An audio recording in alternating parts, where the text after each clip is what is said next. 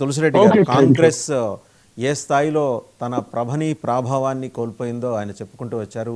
అలాగే ఈరోజు ఠాక్రేలు గెలుచుకున్న 53 సీట్లలో ఎక్కువ ముస్లిం మెజారిటీ ఉన్న స్థానాల్లో వాళ్ళు గెలుచుకున్నారు.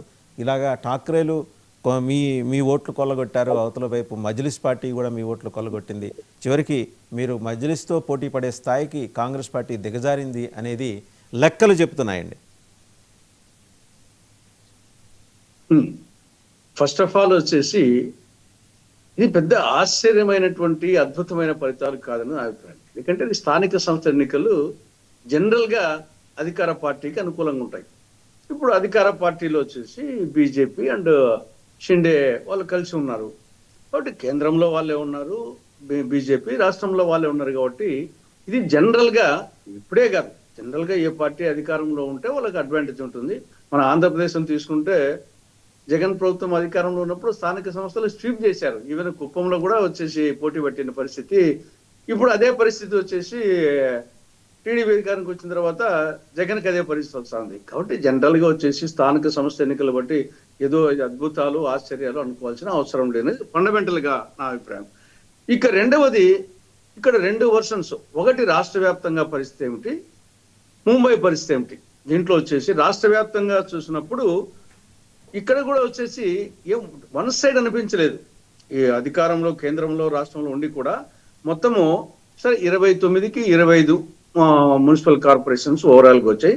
వాటిని చూసుకుంటే 2865కి గాను బీజేపీకి 1440, షిండే శివసేనకు 404, కాంగ్రెస్ కు థర్డ్ ప్లేస్ 318, తర్వాత ఉద్ధవ్ ఠాక్రే దానికి 156. కాబట్టి రాష్ట్ర వ్యాప్తంగా చూసినప్పుడు 2865 గాను 1440 వచ్చాయి బీజేపీకి. కాబట్టి అదేమి అద్భుతమైనటువంటి స్వీప్ ఏం కాదు. షిండే శివసేన సెకండ్ ప్లేస్ లో వచ్చింది, అధికారం ఉన్నారు కాబట్టి వాళ్ళు పొత్తు ఉన్నారు కాబట్టి. కాంగ్రెస్ 318 థర్డ్ ప్లేస్ లో రావడం జరిగింది. ఇది స్టేట్ వైడ్ గా తీసుకుంటే. ఇక్కడ బాంబే వరకు తీసుకుంటే, ముంబై వరకు తీసుకుంటే ఇక్కడ కాంగ్రెస్ అంత పరిస్థితి ఏమంత ఆశాజనకంగా లేదు. గతంలో వచ్చేసి 31 ఉన్నాయి గతం 2017లో. ఇప్పుడు మరి లెక్కల ప్రకారంగా మరి కరెక్ట్ అయితే 14 అనే లెక్కలు వస్తున్నాయి. మరి అది కొంత బాంబే వరకు కొంత ఇబ్బంది ఉన్న పరిస్థితి కనపడతా ఉంది. మీరు చెప్పినట్లు ఎంఐఎం అనేది దీని సీరియస్ గా నాట్ ఓన్లీ కాంగ్రెస్ అందరూ ఆలోచించాల్సిన విషయమే. ఇది వచ్చేసి భారతీయులుగా అందరూ ఆలోచించాల్సిన విషయం వచ్చేసి మనము గతంలో ఎంఐఎం కు బాంబేలో 2 ఉంటే ఇప్పుడు 8 వచ్చాయి. రాష్ట్ర వ్యాప్తంగా 112 వార్డ్స్ వచ్చాయి. రాష్ట్ర వ్యాప్తంగా బాంబేలోనే కాకుండా రాష్ట్ర వ్యాప్తంగా 112 వార్డ్స్ వచ్చాయి.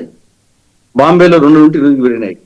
కాబట్టి ఇది కొంత మత ప్రాతిపదిక మీద దేశం పోతుందేమో అనే దానికి ఇది వచ్చేసి కొంత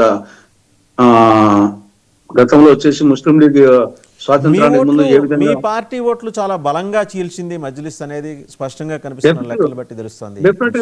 డెఫినెట్ గా ఉంటుంది దాంట్లో వచ్చేసి, నో డౌట్ అట్ ఆల్ వచ్చేసి. కాబట్టి దీన్ని కాంగ్రెసే కాదు మిగతా పార్టీలు కూడా ఆలోచించాల్సిన అవసరం ఉంది. బీజేపీ వచ్చేసి ఈ రోజు చీలిక వలన వాళ్ళకు ఉపయోగపడుతుంది అనుకోవచ్చు, కానీ ఫైనల్ గా ఇది వచ్చేసి దేశానికి మంచిది కాదనే కోణంలో విధంగా టోటల్ గా మత ప్రాతిపదిక మీద మెజారిటీ ఒక పార్టీ, మైనారిటీ ఒక పార్టీ, ఈ విధంగా పోతే దేశం వచ్చేసి రేపు ఎక్కడికి దారి తీస్తున్నది ఒకటి ఆలోచించాల్సిన అవసరం. కాంగ్రెస్ వరకు వచ్చేసి ఓట్ల పరంగా డెఫినెట్ గా ఎంఐఎం, ఇప్పుడు ఎంఐఎం ఓల్డ్ సిటీలో ఉంది.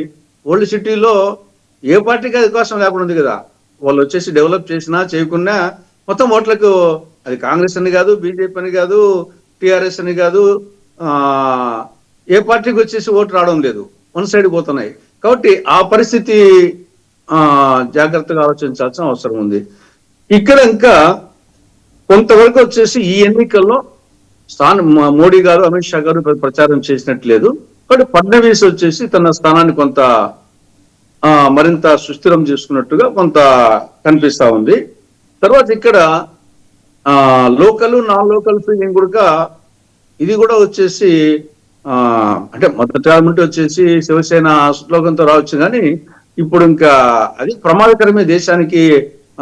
ఎప్పటికైనా వచ్చేసి మరాఠీ నాన్ మరాఠీ అని చెప్పేసి, ఈయన హఠావో లుంగి బజావో పుంగి అని చెప్పేసి ఇటువంటి నినాదాలు చాలా ప్రమాదకరమైనటి. ఓ దిక్కు మనము ట్రంప్ ను వాళ్ళు విమర్శిస్తున్నాం, ఆఖరికి ఇక్కడ పరిస్థితి ఈవెన్ ఒక స్టేట్ లో ఒక కార్పొరేషన్ లోనే ఆ పరిస్థితి వస్తే రేపు ఇది ప్రమాదకరమే. కాకపోతే కొంత యాంగిల్ శివసేనకు కొంత పూర్తిగా శివసేన వచ్చేసి తెరమరుగింది అనుకునే దానికి అవకాశం లేదు. కానీ గత 25-30 సంవత్సరాల ఆధిపత్యాన్ని దెబ్బతీశారు. కొంత మరాఠీతోనే మొత్తం గెలుస్తామనేది కాదని చెప్పేసి నిరూపితమైంది.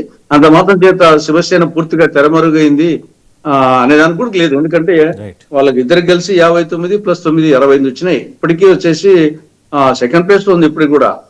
కాబట్టి బీజేపీ గతంలో కూడా 82 నుండి ఇప్పుడు 99కి వచ్చాయి. బీజేపీ గతంలో కూడా 2017లో కూడా సెకండ్ ప్లేస్ లో శివసేనకు బీజేపీకి 2 తేడా అంతే. కాబట్టి ఓవరాల్ గా వచ్చేసి ఈ పూర్తిగా స్థానిక సంస్థ ఎన్నికలు కొంత అధికార పార్టీకి అనుకూలంగా ఉంటున్న యాంగిల్ ఒకటి తీసుకోవడము, కొంత ఫడ్నవీస్ వచ్చేసి తన పరిస్థితిని సుస్థిరం చేసుకున్నాడు. జాతీయ పార్టీలో జాతీయ నాయకులు ప్రచారం చేయకుండా ముందు బాంబే లాంటి దాంట్లో కూడా ఫడ్నవీస్ వచ్చేసి ముఖ్యమంత్రిగా అనేది ఆ యాంగిల్. తర్వాత ఇక్కడ పవర్స్ శకం కొంచెం తగ్గుతోందేమో, పవర్ల యొక్క ఆధిపత్యం ఇద్దరు కలిసినా గానీ అటు రాష్ట్ర వ్యాప్తంగా కానీ ఇటు బాంబేలో కానీ వాళ్ళ ప్రభావం చూపలేకపోయినారు. ఇది ఒకటి. కాంగ్రెస్ వచ్చేసి బాంబేలో వరకు పూర్ పెర్ఫార్మెన్స్, రాష్ట్రంలో కొంతవరకు 13th ప్లేస్ లో వచ్చిందని అనుకోవచ్చు. రైట్, మళ్ళీ మీ దగ్గరికి వస్తా అండి. రామ్మోహన్ గారి దగ్గరికి వెళ్దాం. ఎందుకంటే రామ్మోహన్ గారు వారి ప్రజా పల్స్ ద్వారా they have carried out A detailed survey, నిన్న కూడా మాట్లాడారు. వారి లెక్కల ప్రకారం 146+ అన్నారు. సరే 116 దాటినాయి. ఎక్కడ ఆ 30 బీజేపీ కోల్పోయింది రామ్మోహన్ గారు? బీజేపీ కానీ నమస్తే అండి. నమస్తే. నా పేరు రామ్మోహన్ రావు. ప్రజా పోల్ ఎనాలిటిక్స్ సంస్థ మాది. మేము